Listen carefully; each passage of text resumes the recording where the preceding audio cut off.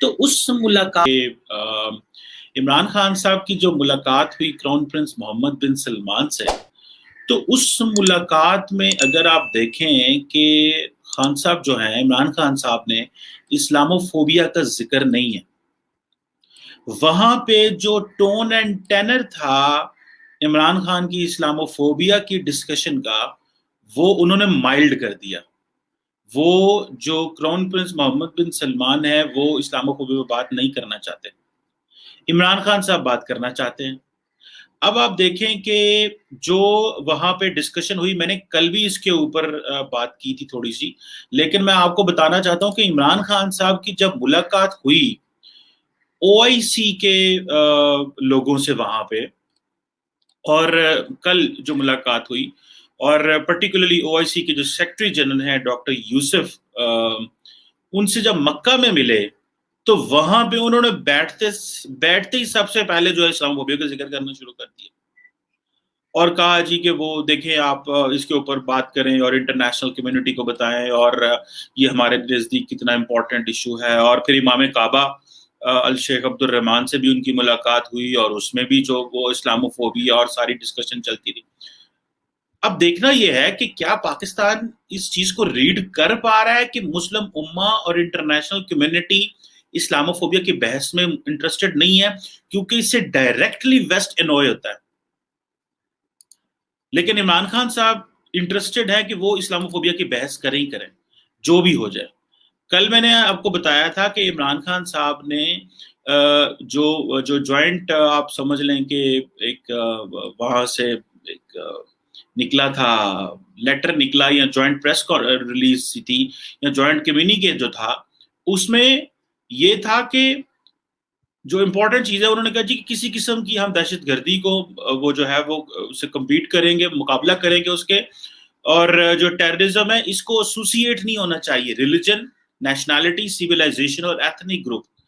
جب عمران خان صاحب کی ملاقات ہوئی او آئی سی کے جنرل سیکرٹری سے، تو انہوں نے سب سے پہلے یہ کہا جناب کہ اس اسلامو فوبیا کے مسئلے کو حل کریں. تو اس کا مطلب یہ ہے کہ جو کرون پرنس کے آفس سے چیز نکلی ہے اس میں اسلامو فوبیا کا کوئی ذکر نہیں ہے. جو او آئی سی کے جنرل سیکرٹری میں عمران خان صاحب ملتے ہیں تو وہاں پہ او آئی سی اسلامو فوبیا کا ذکر آ جاتا ہے. سو کیا عمران خان صاحب کنفیوز ہیں، یا عمران خان صاحب جو ہے وہ ڈبل پلے کر رہے ہیں، یا کہ عمران خان صاحب کی بات ہی نہیں سنی جا رہی؟ یہ دو تین چیزوں کے علاوہ تو کچھ بھی نہیں ہو سکتا. جو امپورٹنٹ چیز ہے وہ عمران خان صاحب کی بات ہی نہیں سنی جا رہی. عمران خان صاحب کنفیوز بھلے نہ ہوں، لیکن ان کی بات ہی نہیں سنی جا رہی. اور مسلم ورلڈ کا یہ مسئلہ نہیں ہے جو عمران خان صاحب کا مسئلہ ہے. عمران خان صاحب نے ان نیسسریلی ایک نظریاتی بحث شروع کر لی ہے مغرب کے ساتھ، اور مغرب کو جانتے ہوئے کہ وہ رہتے ہیں وہاں پہ، انہوں نے ایک ایسی بحث شروع کر لی جس کا صرف اور صرف پاکستان کو فائنینشیل نقصان ہوگا، ہماری ایکسیس کم ہوگی یورپ میں، وہاں پہ کاروبار میں، بزنس میں، جابز میں، اور ان ریٹرن کیا ہوگا، دوسرے ممالک کی وہاں ایکسیس زیادہ بڑھے گی، ہمارے لوگوں کو وہ لفٹ نہیں کرائیں گے، ہمیں وہ اس طرح ویزے نہیں دیں گے جس طرح ہمارے ینگ لوگوں کو اپرچونٹیز چاہیے مغرب میں. جب اس طرح کے آپ مغرب کو ٹارگٹ کریں گے تو وہ کیوں کر کے آپ کو کہیں گے کہ بھائی یہ ہمیں آئے وہاں پہ. جیسے میں نے اگلے دن ایک ویڈیو بنائی تھی کہ جرمنی نے بھی اسلامسٹ کو، ملیٹنٹ اسلامسٹ کو بین کر دیا، فرانس پہلے کر رہا ہے، یورپ پہلے کر رہا ہے. یورپین پالیٹیشینس کو، پارلیمنٹیرینز کو، پالیٹیشینز کو ایشو چاہیے ہوتا ہے، اور وہ انہوں نے ایشوز ٹھیک پکڑ لی ہیں کہ بھائی یہ جو اسلامسٹ ہیں اور یہ اسلامو فوبیا ہے، یہ مسلمان جو ہیں یہاں پہ بیٹھ کے حالات خراب کر رہے ہیں، وہ اس کو ٹف ٹائم دیں گے. سو ہمیں یہ دیکھنا ہے کہ 1.5 بلین مسلمان جو اس دنیا میں موجود، کرۂ ارض میں موجود ہیں، ان کا کیا مسئلہ کیا ہے؟ کیا ان کا مسئلہ اس چیز کو، اسلامو فوبیا کو ڈیل کرنا ہے، یا آج کے دور میں ہمارا سب سے زیادہ جو پرائمری فوکس ہونا چاہیے وہ کنیکٹیوٹی ہونی چاہیے، گروتھ ہونی چاہیے، بزنس ہونا چاہیے، ڈیولپمنٹ ہونی چاہیے. اور عمران خان صاحب کو اس چیز کا پتہ بھی ہے کہ سننے کو کوئی تیار نہیں ہے ان کی بات، لیکن پھر بھی کری جا رہے ہیں، اور ان کو شاید اس چیز کا اندازہ نہیں ہو رہا کہ وہ ملک کو کتنا نقصان پہنچا رہے ہیں. وہ ملک کو کتنا نقصان پہنچا رہے ہیں کہ ابھی وہاں بیٹھے ہوئے انہوں نے مسجد اقصیٰ اور جو کچھ ہو رہا ہے وہاں پہ اسرائیلی کر رہے، ٹھیک ہے بولنا چاہیے، ظلم جہاں پہ بھی ہو بولنا چاہیے، لیکن یہ جو چیز ہے کہ اسلامو فوبیا کو ان کی بات نہیں مانی جا رہی. اس کو کون ایڈریس کرے گا؟ یہ ایک ان نیسیسری بحث شروع کر لی ہے انہوں نے, اور اس کے نقصان ہوں گے. پہلے فرانس کو انوائے کیا, یورپین پارلیمنٹ کو انوائے کیا, اور پاکستان میں اس طرح کے لوگ ہیں جو کہتے ہیں مسئلہ ہی کوئی نہیں ہے جناب, ایسی کی تیسی یورپ کی ہم یہ کر دیں گے, ہم وہ کر دیں گے, اور ہمیں غیرت کھانی چاہیے, ہم یہ ہو گئے ہیں, ہم وہ ہو گئے ہیں. جبکہ اس چیز کا غیرت سے کوئی تعلق نہیں ہے, اس کا تعلق منطق اور لاجک سے ہے کہ کون سے وقت میں کون سی بحث ہونی چاہیے. کیا آج کے وقت میں ہمیں یہ سوٹ کرتا ہے جب ہمارے بچے جو ہیں, ہم تو یہ کہہ رہے ہیں کہ ابھی تو ہم نے دہشت گردی کی جنگ لڑی ہے, اور دہشت گردی کی جنگ لڑنے کے بعد ہمیں لوگ مانتے نہیں ہیں ہماری دہشت گردی کی جنگ کو. وہ کہتے ہیں آپ نے ڈبل پلے کیا ہوا ہے. وہ ڈبل پلے اس لیے کہہ دیتے ہیں, وہ کہتے ہیں جی ٹھیک ہے آپ نے کچھ لوگوں کے ساتھ دہشت کو مارا ہے, کئیوں کو نہیں مارا.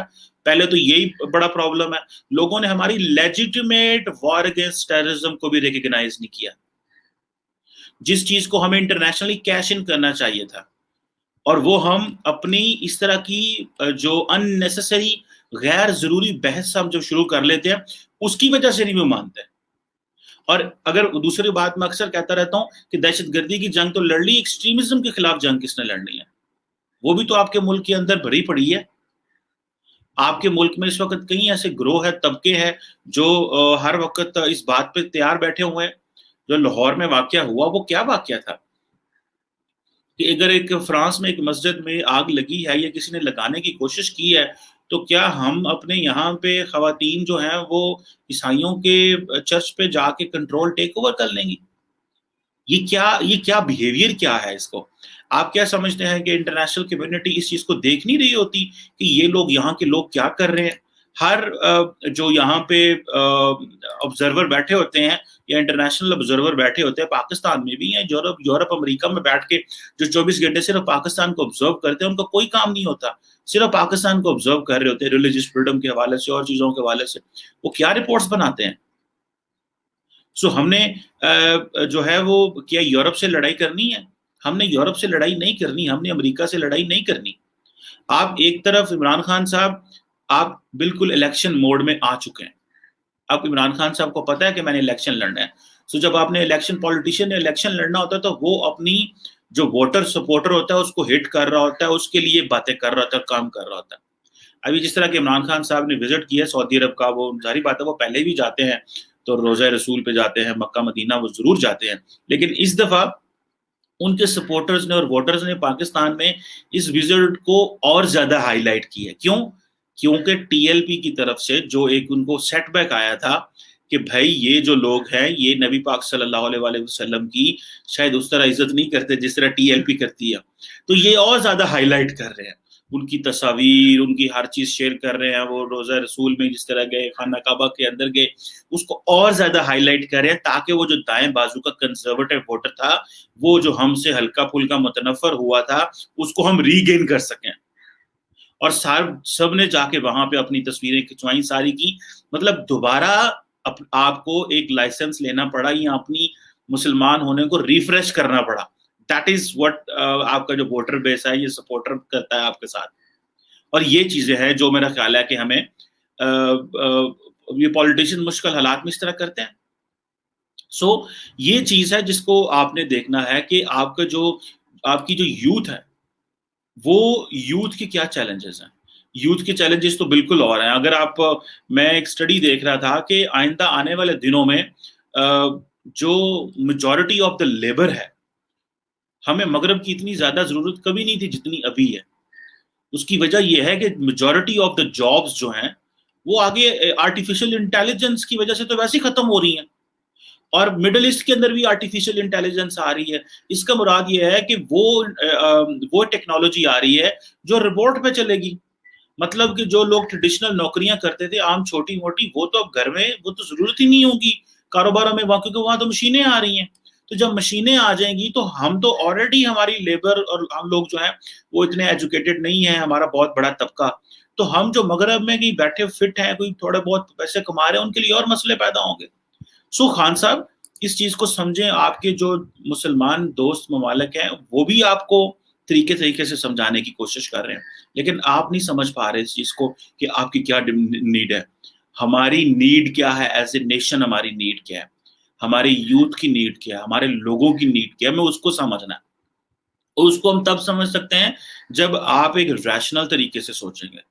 اور اکثر میں یہ بات کرتا ہوتا ہوں کہ دا مومنٹ آپ 50 سال سے اوپر چلے جاتے ہیں تو آپ کے اندر وہ ایک اور بڑا ایک انسان جاگ جاتا ہے, جس کے اندر ایک بہت بڑی یہ فیلنگ ہوتی ہے کہ نہیں, میں نے ہر لحاظ سے جو ہے نا وہ مذہب کو بہت زیادہ پروموٹ کرنا ہے. مذہب انسان کا ایک انڈیویجول چیز تو ضرور ہے, الحمدللہ ہم سب مسلمان ہیں, لیکن اس کو اس طریقے سے ہائی لائٹ کریں کہ آپ کا جو نیشنل انٹرسٹ ہے, جو ہمارے لوگ ہیں, ان کی مغرب سے کلیش بھی نہ ہو. کیونکہ مغرب اس وقت تو وہ کنٹرول کر رہا ہے دنیا کو, یورپ کنٹرول کر رہا ہے, امریکہ کنٹرول کر رہا ہے. ہمیں ان کے ساتھ مل جانا چاہیے اور ان سے انسینٹو لے جانا چاہیے اور اپنے آپ کو گرو کرنا چاہیے, اپنے آپ کو ڈیولپ کرنا چاہیے.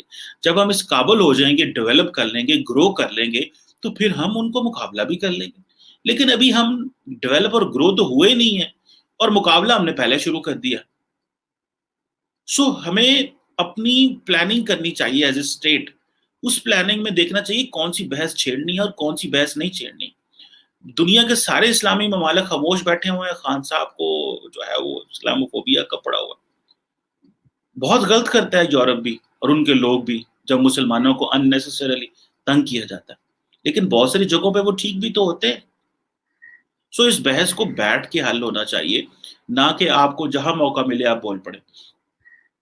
اور کراؤن پرنس محمد بن سلمان نے تو سنی نہیں, تو آپ نے او آئی سی کی لیڈرشپ کے سامنے جو ہے وہ باتیں کرنا شروع کر دی. یہ ہے وہ ڈفرنس. اگر آپ اس ڈفرنس کو سمجھ رہے ہیں تو ٹھیک ہے, اگر آپ نہیں سمجھ رہے اور آپ نے اپنی آنکھیں بند کی ہوئی ہیں تو دیٹ از یور چوائس.